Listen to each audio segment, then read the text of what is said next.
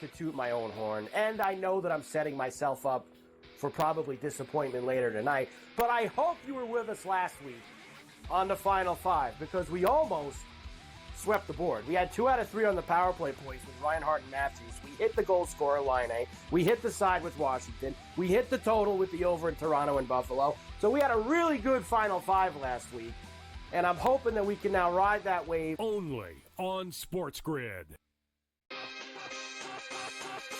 50 points in a fourth quarter for the Atlanta Hawks. Like, what is going on? It's like circus numbers. What are we doing? And we sound like two old heads complaining. It's a tough watch. It's a tough watch sometimes. I don't mind the shooting. I just know the numbers. Like, when you strictly look at it from the numbers in betting, it's getting really hard to bet. Game time decisions. Only on SportsGrid. Louis Riddick has interviewed for every job in North America. And I'm not just talking football. I'm talking about every business in North America of any kind whatsoever. Tire companies, grocery store CEOs, shopping malls, insurance companies. What job hasn't Louis Riddick interviewed for? Pharrell Coast to Coast. Only on SportsGrid. The NBA will take center stage once football stops, and people will watch the NBA playoffs and all that. But the standings are whacked out in the Western Conference. Like, Oklahoma City, Memphis, and the Houston Rockets are the best teams in the conference. You want to talk about a team with overs and no defense? The Wizards are your team. It's unbelievable. They can't make a total high enough. It's nuts. Sports Rage tonight. Weeknights 10 p.m. to 12 a.m. Only on SportsGrid.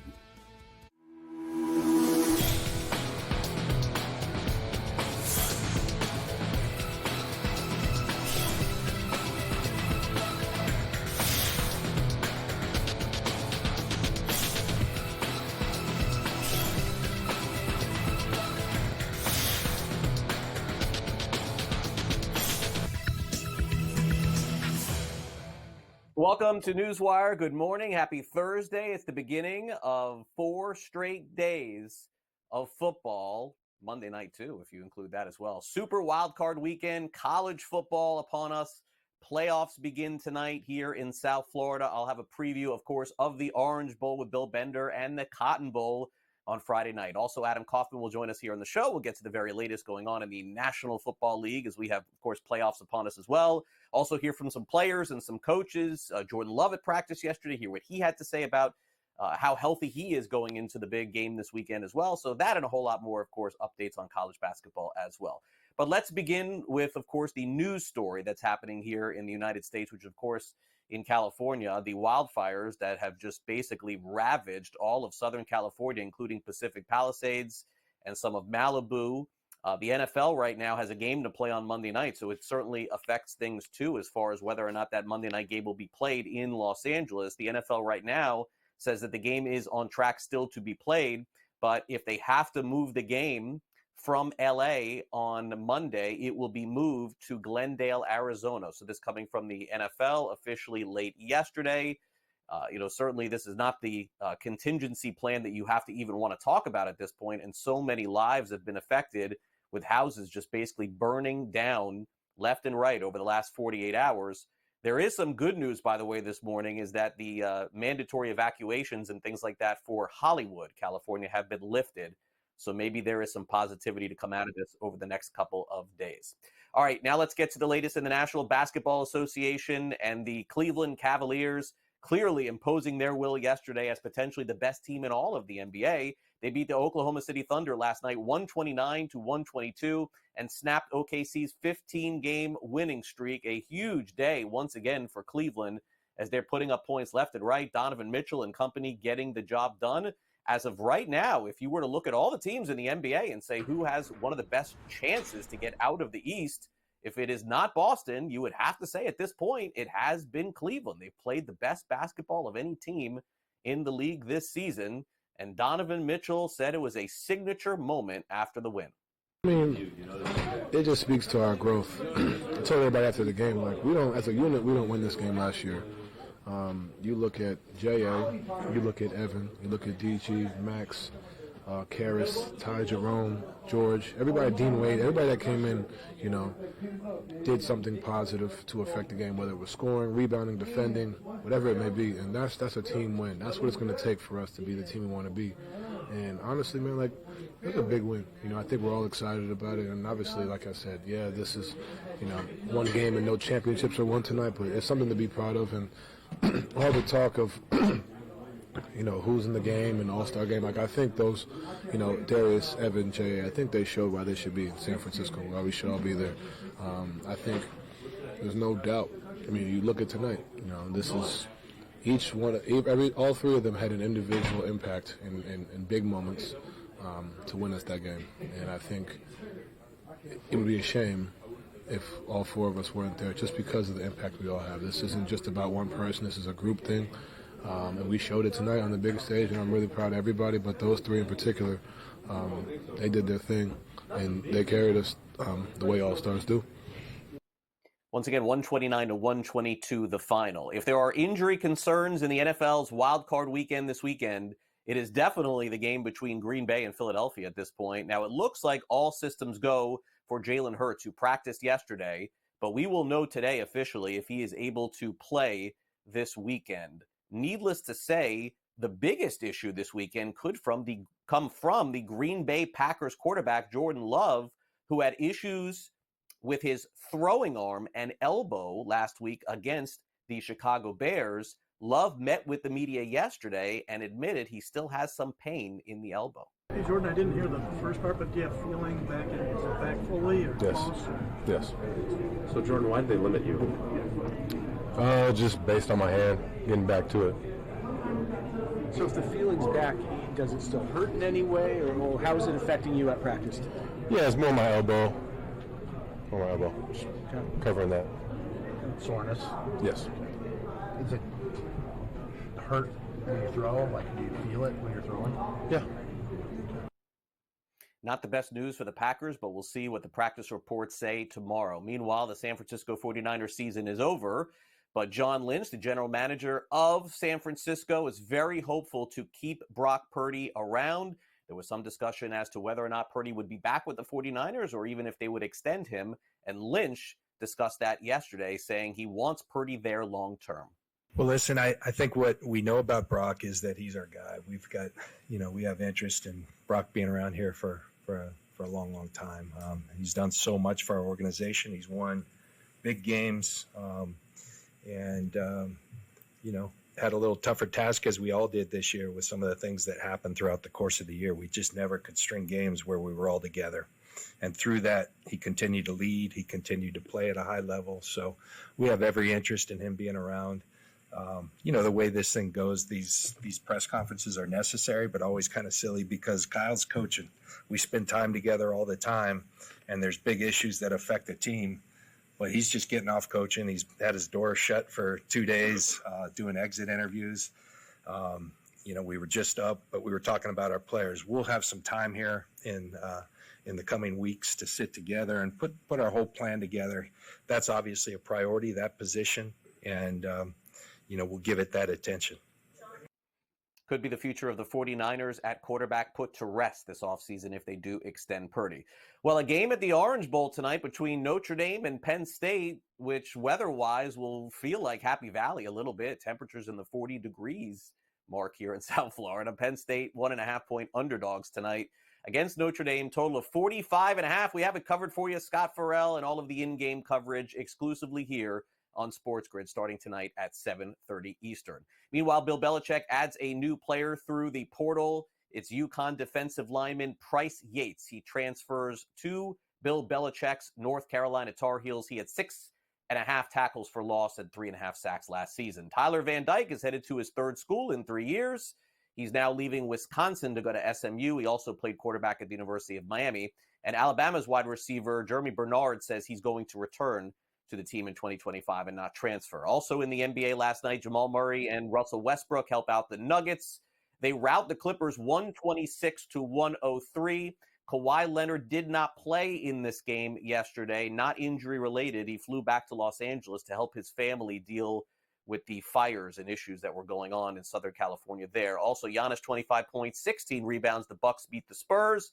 Final 121-105. The Spurs finished 18 for 52 on three-pointers. Tyrese Maxey, another big game, 29 points for him.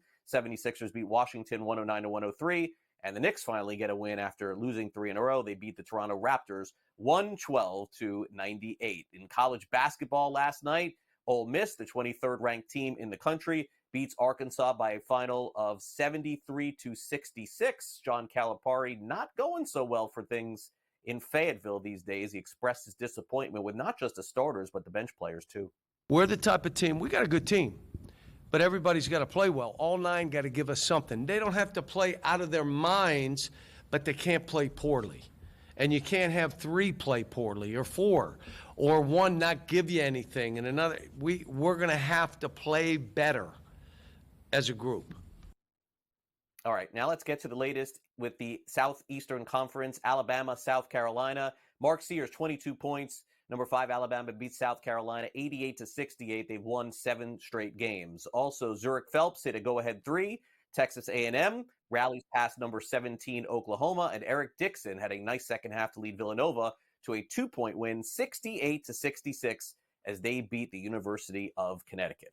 Coming up after the break, we preview the Orange Bowl and the Cotton Bowl. In less than 56 hours from now, approximately, we're going to know who's playing for that college football national championship. So let's get a preview of the semifinals with Bill Bender from Sporting News next.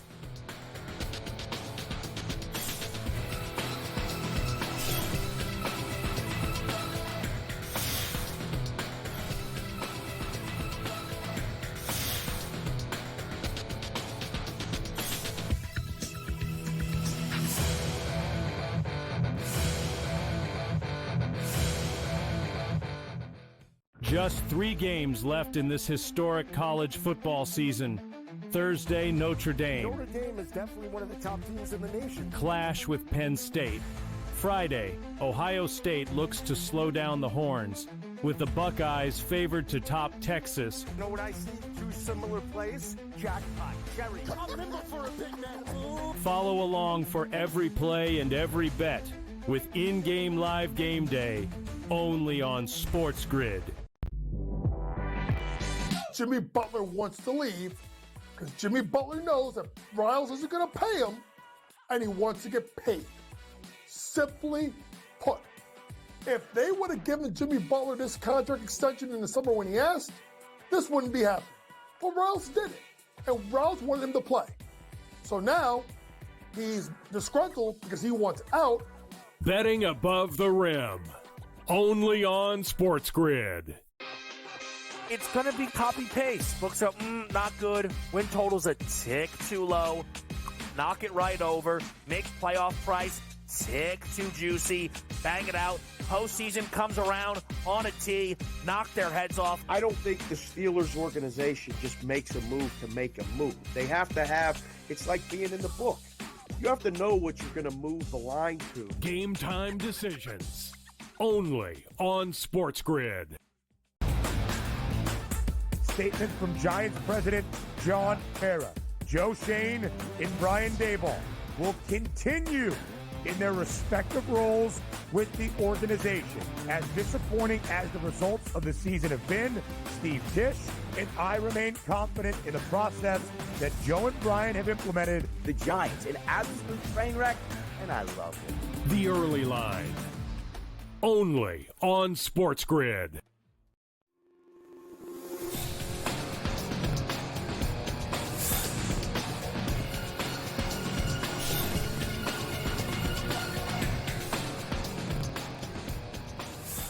Welcome back to NewsWire here on SportsGrid. College football semifinals begin tonight at the Orange Bowl in South Florida, and then tomorrow night in Texas at the Cotton Bowl. So let's get a preview of both games and take a look at the spreads and some potential props as well with Bill Bender from Sporting News. Bill, good afternoon. Thanks for coming on NewsWire, and it all begins tonight. This is, very different than what we are used to because, again, we had the 12-team playoff.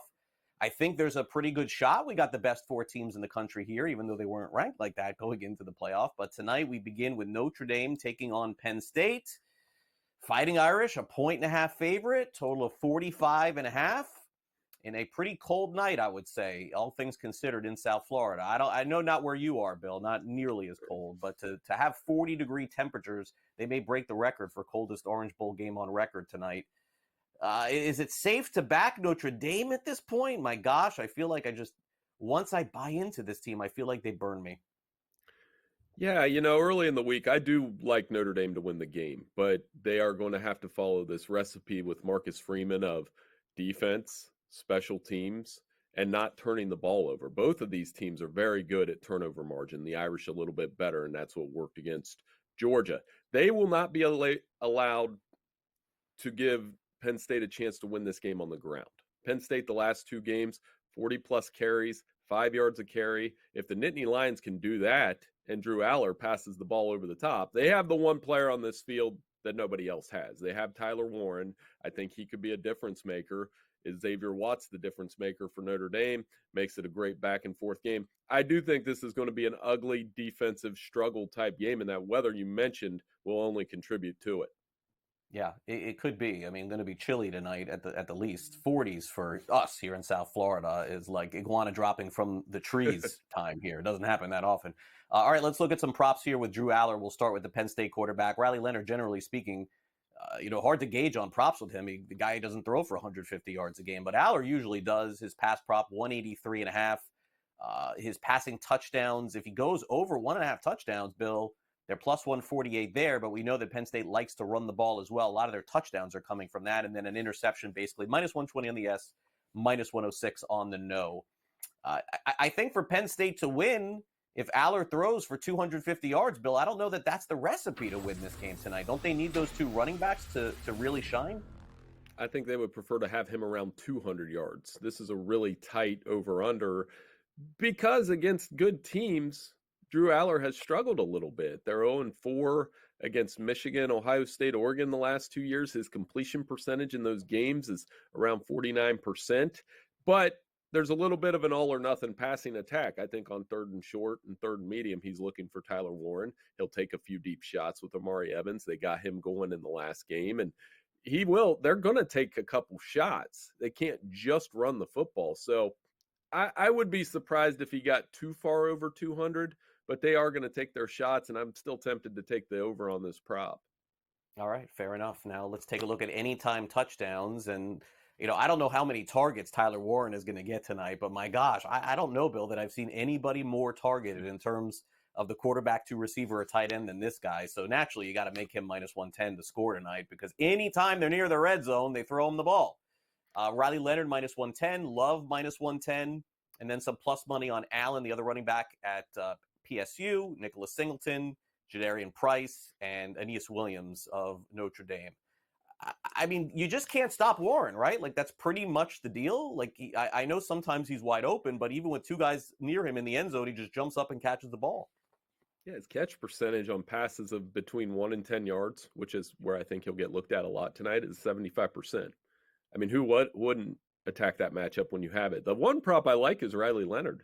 If Notre Dame gets the ball inside the 5-yard line, I think he's going to run the football, so I could see him getting a short yardage touchdown in this game as well. So it comes down to a 23-20 type game for me. The kickers, if there's props on the kickers out there, I think they'll kick a couple field goals in this game. And I won't be surprised if this game ends on a field goal.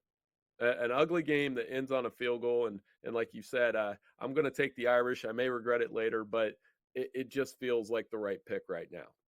Yeah. Yesterday, Notre Dame's kicker shows up at my son's school kicking field goals there at the football field yesterday. That was fun to see. All right, they're very close by to me. Jeremiah Love yesterday, I think that he was the one player that I was looking at as far as how many yards he could get in this game, because again, we saw a couple of games ago, he busted open one. But the deal is to get 80 plus yards, Bill. This is what I was looking at as some potential. Plus 390. I mean, I can't predict any running back in college football is ever going to have a 100-yard game, like to predict that. But it seems to me that this is a nice recipe and some potential big money that can be made. I mean, 81 yards, not unreasonable if I look back at all the data from this guy over the course of the season. Yeah, 60. I like the 60. I would play a little safer. because he'll probably get between 10 to 12 carries. He's been battling that knee injury. To your point, if you want to take a swing, he is a big play running back. And, when you average 6 and 7 yards per carry, he had the 98-yard run against Indiana. It only takes one lightning strike. Yeah. And in a game like this, I think there'll be a couple between him and Katron Allen and Nick Singleton. Somebody will bust off a big run, and somebody will have a big touchdown run in this game. That's not a bad bet. All right, Friday night, Ohio State and Texas. OSU opened at 6, down to 5.5, total of 53.5. This one's expected to be a little bit more wide open. Ohio State has been dominating every game that they've played since Michigan. Texas has been winning.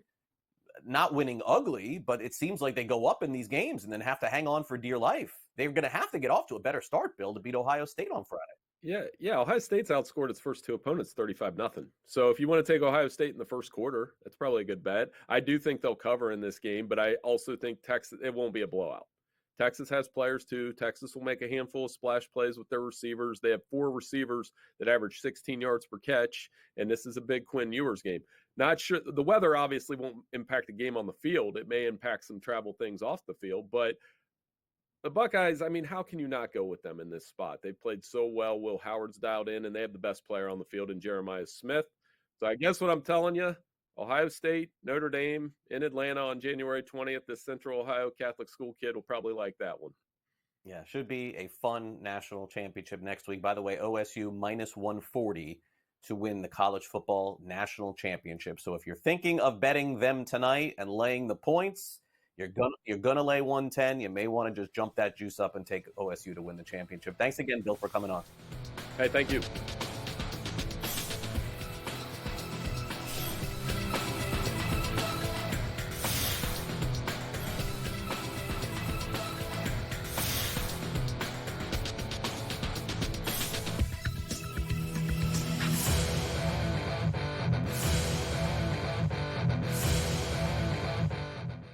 Just 3 games left in this historic college football season. Thursday, Notre Dame. Notre Dame is definitely one of the top teams in the nation. Clash with Penn State. Friday, Ohio State looks to slow down the Horns, with the Buckeyes favored to top Texas. You know what I see? 2 similar plays. Jackpot, cherry. I'm nimble for a big man. Follow along for every play and every bet with in-game live game day, only on SportsGrid. Jimmy Butler wants to leave because Jimmy Butler knows that Riles isn't going to pay him, and he wants to get paid. Simply put, if they would have given Jimmy Butler this contract extension in the summer when he asked, this wouldn't be happening. But Riles did it, and Riles wanted him to play. So now he's disgruntled because he wants out. Betting above the rim, only on SportsGrid. It's going to be copy-paste. Books are, not good. Win total's a tick too low.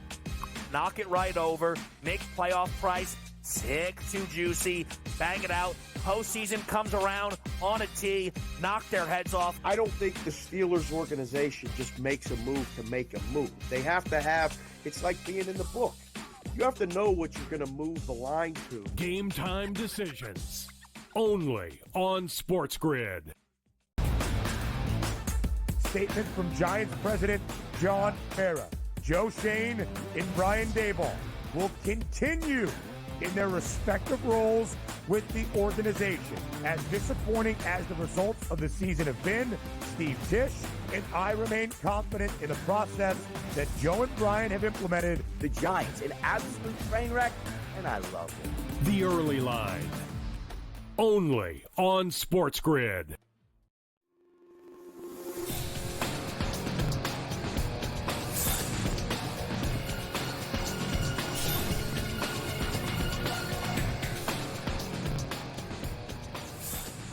Welcome back to NewsWire here on SportsGrid. As I mentioned, injuries are the story this weekend, especially to the quarterbacks with the Packers and Eagles. It would appear that we'll get more clarity on both of them today. We'll have a preview of the game. Right now, here, it's time for the SportsGrid Sound Off.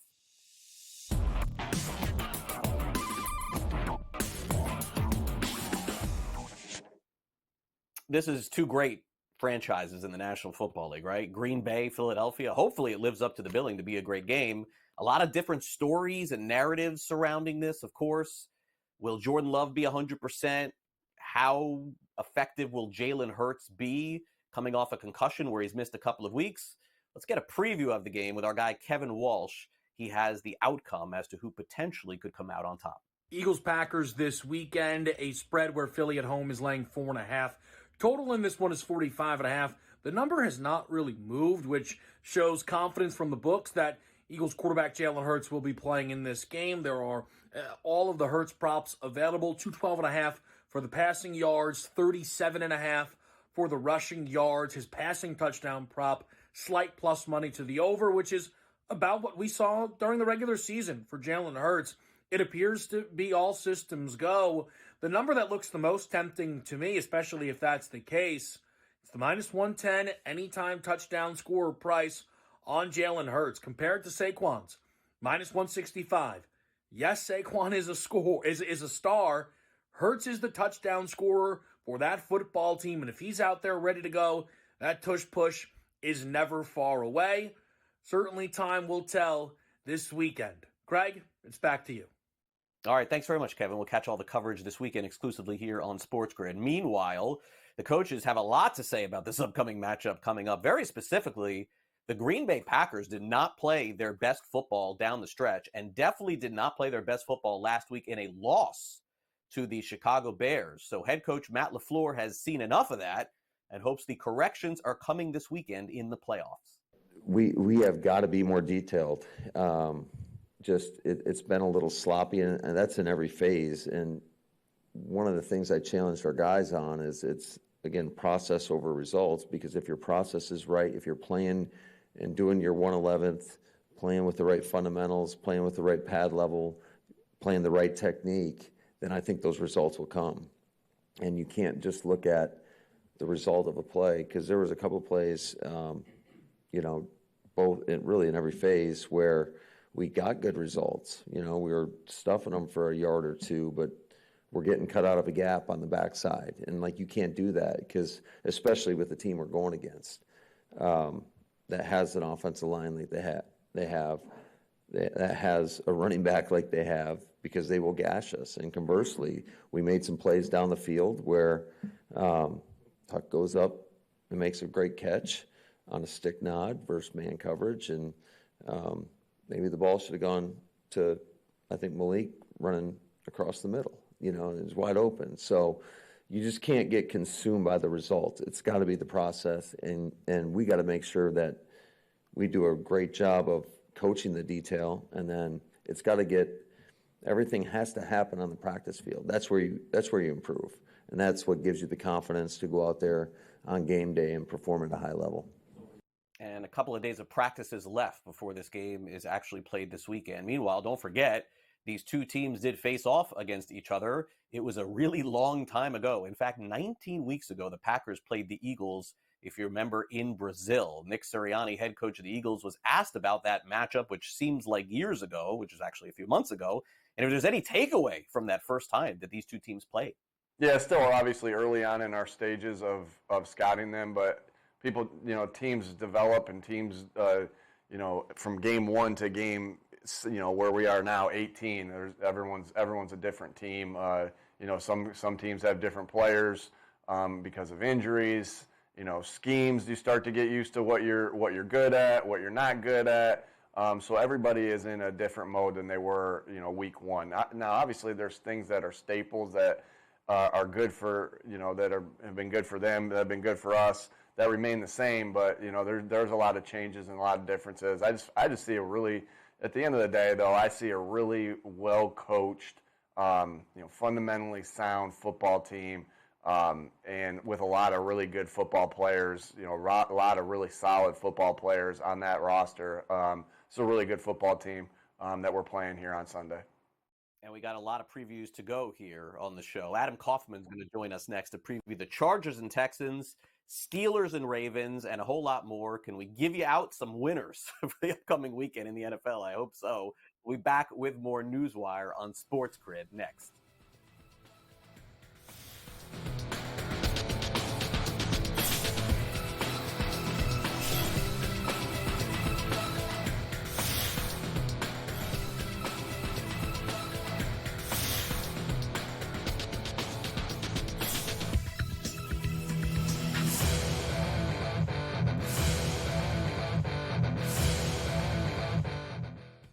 Just 3 games left in this historic college football season.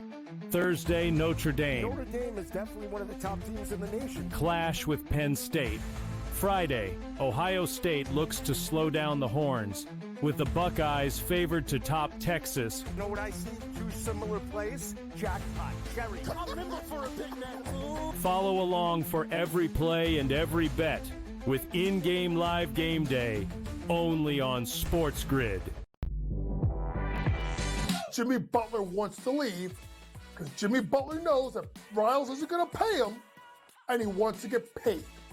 Simply put, if they would have given Jimmy Butler this contract extension in the summer when he asked, this wouldn't be happening. But Riles did it, and Riles wanted him to play. So now he's disgruntled because he wants out. Betting above the rim, only on SportsGrid. It's going to be copy-paste. Books are, not good. Win total's a tick too low. Knock it right over. Make playoff price tick too juicy. Bang it out. Postseason comes around on a tee. Knock their heads off. I don't think the Steelers organization just makes a move to make a move. They have to have, it's like being in the book. You have to know what you're going to move the line to. Game time decisions, only on SportsGrid.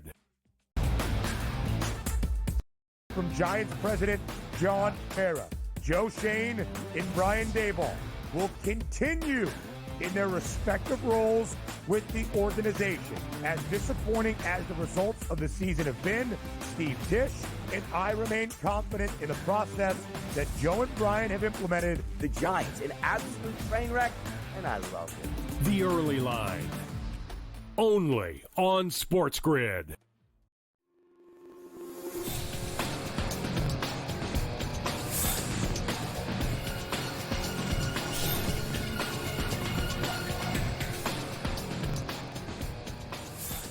Welcome back to NewsWire here on SportsGrid. Let's get the latest updated lines on FanDuel for the NFL playoff games this weekend and see if we have some positions with Adam Kaufman of SportsGrid. And Adam, great to have you back here on NewsWire to go over some of these games. And let's just get right into it and start with Saturday. The Chargers take on the Texans. You really can't find anybody backing Houston, which tells me, 23-20, Houston wins. That's the way this works in the NFL. All the money on the Chargers, but that line is not going to 3. I mean, that to me, well, actually was at 3. It went back 2.5. That tells me that something's up here. Tells me something's up. I know the Chargers are better. They're better defensively. They control the game more. Houston definitely, you could at least say, has some playoff experience based off last year. But on all of our shows here on SportsGrid and most of the analysts that you hear, no one's willing to back Houston. Are you? Well, I guess I'm going to be boring because I fall right in line with everybody else. Look, I know when everybody zigs, you want to zag in the betting world, but I just don't see it. I've been saying all year that I feel like the Texans are a fraudulent team that sort of limped their way to the playoffs, winning a terrible division. The Chargers, you could argue that they were kind of similar in that if you really look at the records and results for both of these teams, it's a lot of the same thing, like beat the bad teams, lose to the good teams. There's not a real big discrepancy there between these two, but obviously the Chargers are in a far superior division. They have just more talent on that roster, better coaching as well, even in year one under Harbaugh, because it's not like it's year one in the NFL. He's been to a Super Bowl before. You can't discount the fact the Texans are missing their most important weapons. I mean, there's no Stephon Diggs, hasn't been for a while. No C.J. Stroud. Obviously, you do have Nico Collins, no Tank Dell. You do have Nico Collins. C.J. Stroud has regressed largely from his rookie year. The Chargers have in many ways kind of come alive. I know there's some inconsistency in the run game, but what Herbert, who had a solid year, has been able to do with, Ladd McConkey in his rookie season, now getting something this year out of Quentin Johnston, it's sort of, turned Josh Palmer into a depth option. I just think that ultimately the Chargers go in and take this game. And then you couple all of that with just look at a lot of the numbers. Like over the last handful of games of the regular season, the Texans looking at it now, peaked at 23 points, 5 for 15 in the red zone. The Chargers defense, while it hasn't been maybe as great down the stretch as it was throughout the majority of the year, is still a very, very good borderline elite defense. It led the NFL in scoring defense, allowing below 18 points per game. Lowest TD rate allowed inside the red zone at 45%. Elite on third down conversion rate. I just think it's a recipe for disaster ultimately for the Texans. Right. It could be. I mean, Houston, you're right, has just not played the same way as they did last year. Hasn't happened at any point this season. Justin Herbert, let's take a look at his props here going into the weekend. 183 is the number on his yards, 1.5 touchdowns, a little bit of juice toward the under. We know that the Chargers like to run a lot in the red zone, and minus 150 on an interception. He's been that efficient this season, plus 116 there. Any lean, Adam, at all on any of those props? 183.5 seems insulting with the pass catching options that Herbert has going against, again, a Texans defense that is not that great. No, that would be my favorite on the board of the quarterback props. I absolutely think Herbert gets to 200 plus yards. I'd ladder him up. Now let's go to the Steelers and Ravens. Adam, I made the comparison earlier this week on the show that the Steelers, I mean, first of all, this line to me is insane. I just can't remember the last time either of these two teams facing off against each other with this many points at stake. But I'm a little worried about Pittsburgh. They remind me a little bit of the Eagles a year ago, where I wanted to believe that at just some point they were just going to get going, turn it around, and keep a game close and win. And they were a complete disaster down the stretch. Pittsburgh has lost 3 straight games going into the playoffs. Are they going to lose another one and get blown out in Baltimore? Here's why you're worried about Pittsburgh as it relates, but this in a complimentary way. Worried about them if you're the Ravens is because since 2007, Mike Tomlin's Steelers are 38-14-2 against the spread as an underdog in divisional games. 13-3-2 ATS opposite the Ravens. We've talked about it, leading into every divisional meeting during the regular season. They make life very difficult for Lamar Jackson. That being said, if you look at just the recency bias of where we are at in the season, Ravens are playing great. Lamar's, an MVP finalist, obviously, and the Steelers have been awful over the last, month plus. They're just not playing as well. It makes the whole first 2/3 of the year for Pittsburgh kind of look like smoke and mirrors. Now, I don't know if that's all the way the case, but you're right. It's a big number for sure. I would still lay it. I would still lay it. I was talking to some people in Pittsburgh even who are radio hosts there, and they were saying, yeah, I'd lay the number with Baltimore.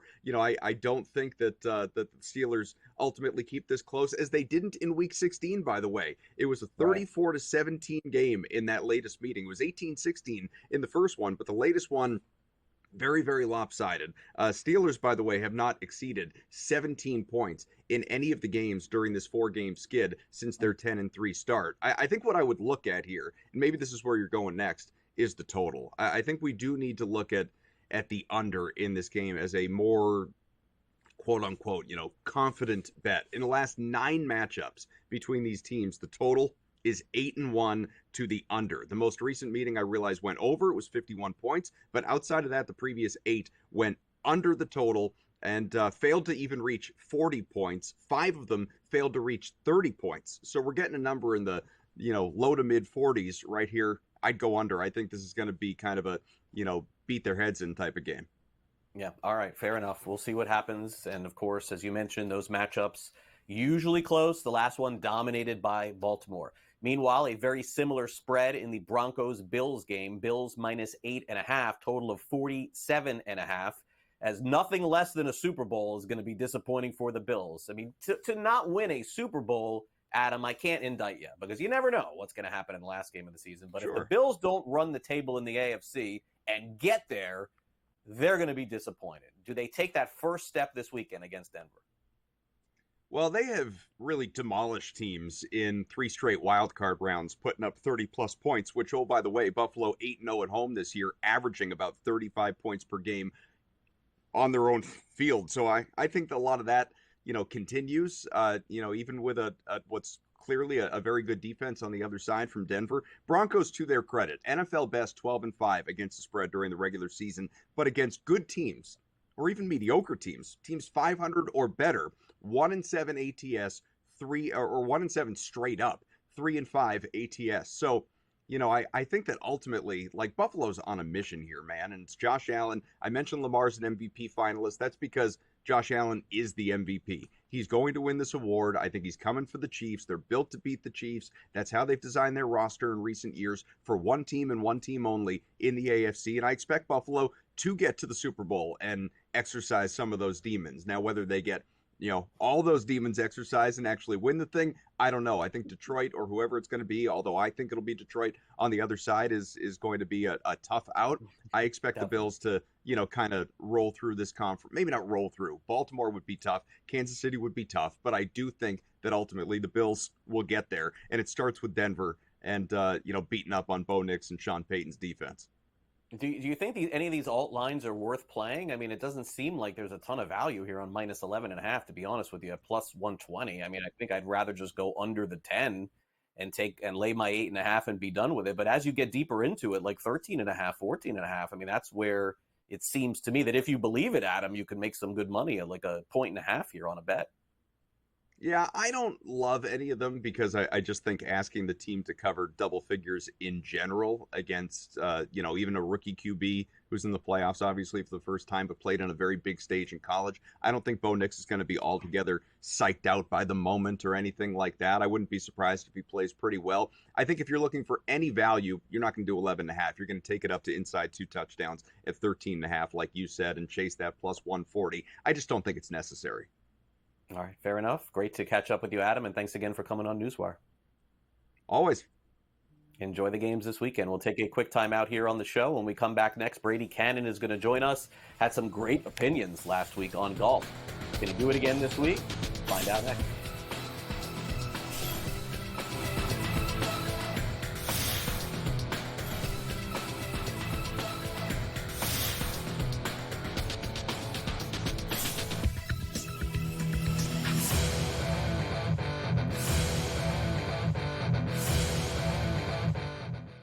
Just 3 games left in this historic college football season. Thursday, Notre Dame. Notre Dame is definitely one of the top teams in the nation. Clash with Penn State. Friday, Ohio State looks to slow down the Horns, with the Buckeyes favored to top Texas. You know what I see? 2 similar plays? Jackpot, cherry. I'm looking for a big man. Follow along for every play and every bet with in-game live game day, only on SportsGrid. Jimmy Butler wants to leave because Jimmy Butler knows that Riles isn't going to pay him, and he wants to get paid. Simply put, if they would have given Jimmy Butler this contract extension in the summer when he asked, this wouldn't be happening. But Riles did it, and Riles wanted him to play. So now he's disgruntled because he wants out.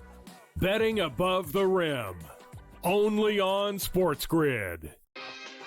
It's going to be copy-paste. Books are, not good. Win total's a tick too low. Knock it right over. Make playoff price tick too juicy. Bang it out. Postseason comes around on a tee. Knock their heads off. I don't think the Steelers organization just makes a move to make a move. They have to have, it's like being in the book. You have to know what you're going to move the line to. Game time decisions, only on SportsGrid. Statement from Giants president John Mara. Joe Shane and Brian Daboll will continue in their respective roles with the organization. As disappointing as the results of the season have been, Steve Tisch and I remain confident in the process that Joe and Brian have implemented. The Giants, an absolute train wreck, and I love it. The early line, only on SportsGrid.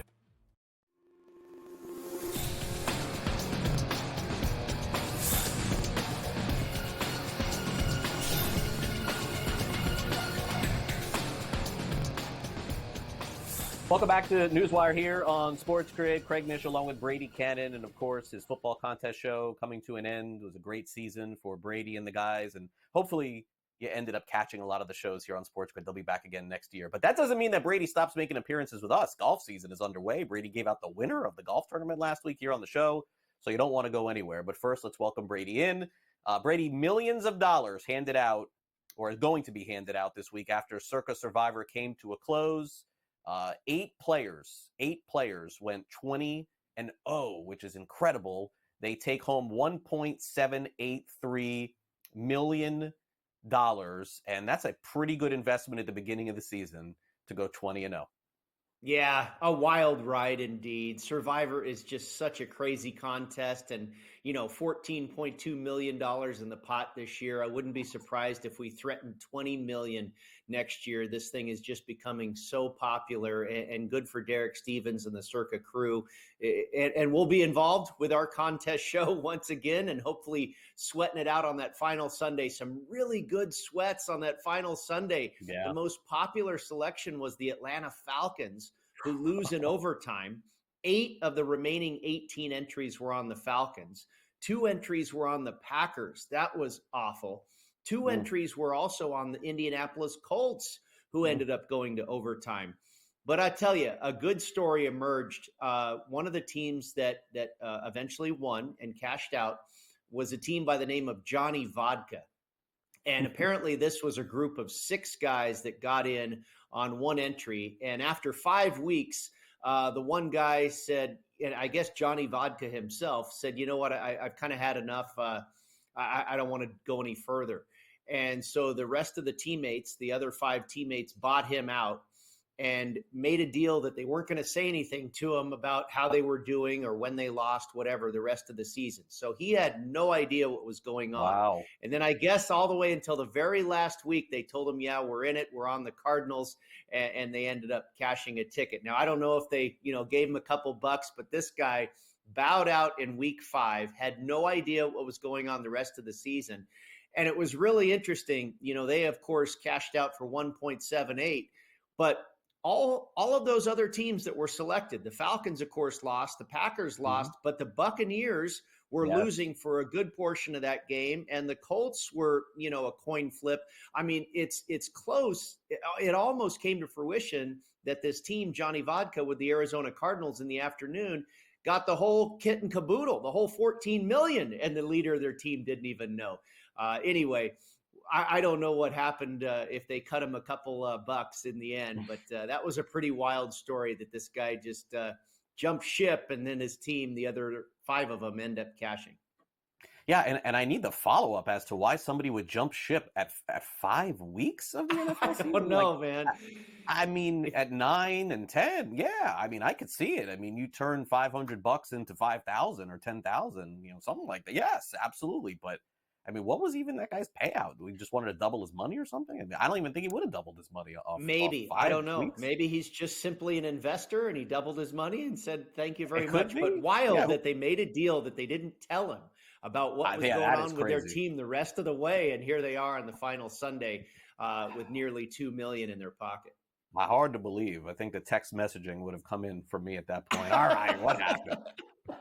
Before we get to golf, because I think that most people are going to want to know who you like this week after your win last week, let's talk a little bit of football. We don't need to go 6 games in or anything like that, Brady. Is there a favorite team or a favorite play of the weekend that you like? It seems to me, history tells us the home teams and the favorites generally win in week 1, and then that sort of flips around in week 2 and week 3. Is that the narrative going into this week 2? Well, I think there's a couple of things for me that I am thinking about, that I'm really focused on this week. And the fact that we get to, 19 weeks into the season, these lines are very sharp. These odds makers have a power rating on all these teams by now that is really tight. They know what's going on. And I think it is very difficult to find an edge this point in the season with these lines and a reduced field, a reduced number of teams and less variance and nuance. Players are healthy. So these lines are very difficult. And when you have a line that is that sharp, I think that invites us as bettors to play teasers, because when you can tweak a line that is that tight by 6, 7, 8, 10 points, I think a teaser is very valuable at this point in the season. So that's the direction that I've gone here, moving some of these as many as 7 or 10 points. And I really think you can find an edge that way. The other thing is, you know, Craig, when we're in the regular season, the team that wins the game covers the spread over 80% of the time, meaning when underdogs cover, they tend to win outright. And when favorites win, they tend to cover. Well, that escalates here in the wild card round to about 88%. So the point spread really doesn't matter. If you can figure out who's going to win the game, generally you're going to land on the team that covers. So those are the two principles I'm taking into this weekend, playing teasers and just trying to figure out who's going to win the game. All right, fair enough. Who's going to win the Sony Open? Let's get to that coming up next. Not the greatest field, but it doesn't matter when we got Brady making the picks here. I mean, you started off red hot last year too, so I guess I shouldn't be surprised. Your handicapping going into the PGA Tour season is second to none. Hideki Matsuyama, of course, the favorite again going into the week. He's plus 900. And then if you can pick a winner here, my gosh, look at the money you can make if anyone else outside of Matsuyama wins the Sony Open. Yeah, absolutely. Matsuyama, of course, is our favorite player right now. Got it done for us last week at 22-1, but I'm not going to go back to the well with him. And yeah, some of the star power is removed from what we saw last week, but there are, I looked at it last night. I think there are 50 guys that are those tier 2 up and coming players that are really good that could win this week. And you just have to pick, which one it's going to be. Hopefully one of them is ours. I took a 6-pack, a shot of 6 guys this week. I started with Maverick McNeely at 29-1, Taylor Pendrith at 35-1, Harry Hall at 50-1, Tom Hoagie at 60-1, Cam Davis at 63-1, and then finally Thomas Dietrich at 80-1. All these guys played last week at Kapalua and all finished 13th or better. So I like their form. And history has shown us 8 out of the last 11 Sony Open winners have spent the week prior in Hawaii already. So I went with 6 guys that have already been here a week to acclimate. I got it, Brady. Thanks a lot.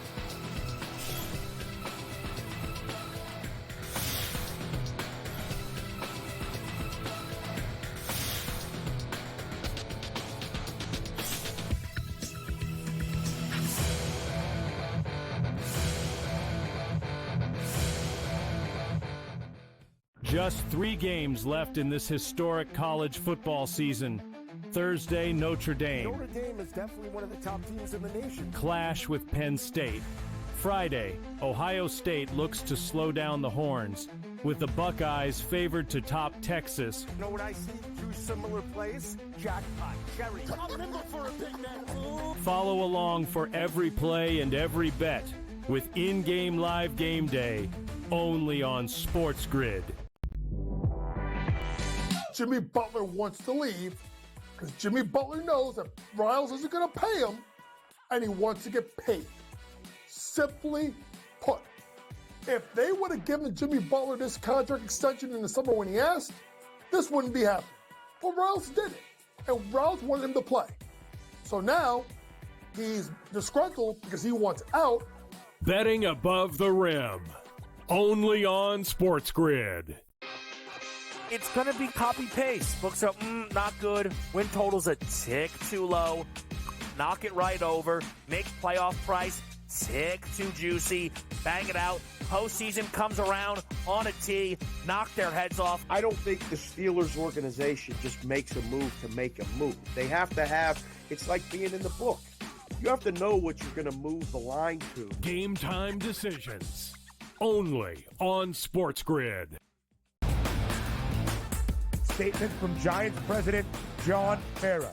Joe Shane and Brian Daboll will continue in their respective roles with the organization. As disappointing as the results of the season have been, Steve Tisch and I remain confident in the process that Joe and Brian have implemented. The Giants, an absolute train wreck, and I love it. The Early Line, only on SportsGrid.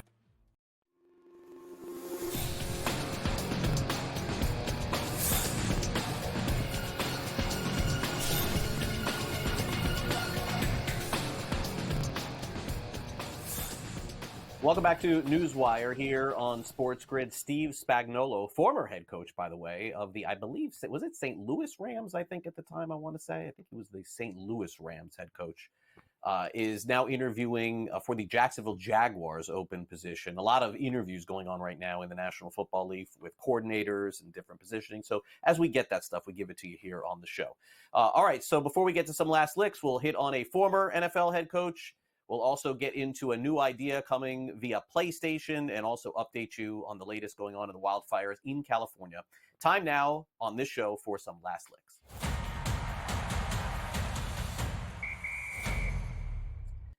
All right, some postponements in sports in case you are waking up this morning anywhere in the country, turning us on, as I know a lot of you do, and seeing that there was no result last night between the LA Kings and Calgary Flames. That game was postponed due to the wildfires in California.